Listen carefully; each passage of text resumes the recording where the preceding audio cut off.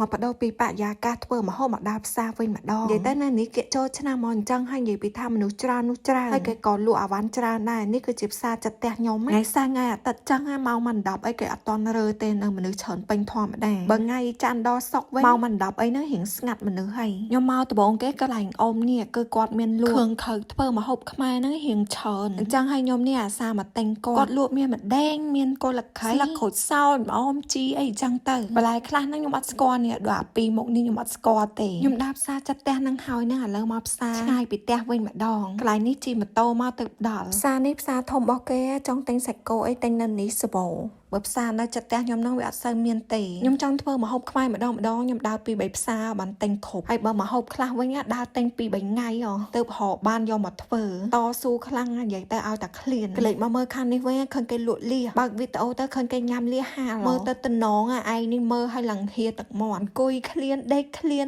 ដល់មកផ្សារឃើញលៀសហ្នឹងទិញយកមកញ៉ាំហ្មងឥឡូវចូលផ្សារមកកន្លែងទៀតផ្សារនេះក៏អត់មានតបោទេមកឃើញពោតគេរៀងធូរថ្លៃនេះនិយាយទៅគេឲ្យរើសចឹងណាខ្ញុំរើសចោះរើសឡើងហ្នឹងបានឡើងមកថងស្បាយរើសហែកទៅប៉ះចង់មកខ្លះហ្នឹងមានតកើអាខ្លះហ្នឹងអត់មានសាច់ទេហើយមានអាចាស់មានអាខ្ចីតាមយើងចង់បានខ្ញុំហែកយកតែសាច់ទេសបកវាហ្នឹងគឺខ្ញុំចោលនៅកន្លែងគេនឹងឯងកុំឲ្យយកសម្រាមទៅផ្ទះច្រើនពេកតែតែហើសហ្នឹងគ្មានចាប់អារម្មណ៍លើខ្លួនឯងទេសម្លេងស្មងឡើងពេញហ្នឹងកុំប្តីប្រាប់ឯងកុំឲ្យគ្មានដឹងនេះហើយបើទៀបគេនេះវិញគេហៅទៀបម្នាស់ធំផ្លែគេហ្នឹងចិត្ត1គីឡូខ្ញុំក៏ទិញពីផ្លែហ្នឹងយកទៅភ្លក់ហើយអាវ៉ាន់នេះខ្ញុំដើរទិញ3ផ្សារបានតែអត់ទាន់ចប់ឯងខ្ញុំត្រូវទៅមកផ្សារអាវ៉ាន់ដាក់លេងអស់ហើយនិយាយពីថាញាត់ក្នុងកែបម៉ូតូខ្លះអាទេសយកមកហ្នឹងនិយាយពីថាដាក់នឹងពេញហើយនេះខ្ញុំមកដល់ផ្សារមកកន្លែងទៀតហើយមកហ្នឹងមកហៅទិញនំបញ្ចុកក្រៀមទេតែចៃដន្យមកឃើញដងមានដងខ្ចីណាទេដងចាស់នឹងឯងមកផ្លែណាកាត់លុយដុល្លារទៅវាចូល5មីហើយបើធ្លាប់នេះវិញចង់ទិញប៉ុន្តែពេលស្ទាបទៅវាហិងតុនក៏អត់ទិញវិញទីបំផុតពួកខ្ញុំទិញរួចរាល់អស់ហើយត្រឡប់មកផ្ទះវិញធ្លាប់នេះឡើងពេញហៀហ្មងនៅដៃខ្ញុំកាន់ផងហើយនៅក្នុងកែបម៉ូតូផង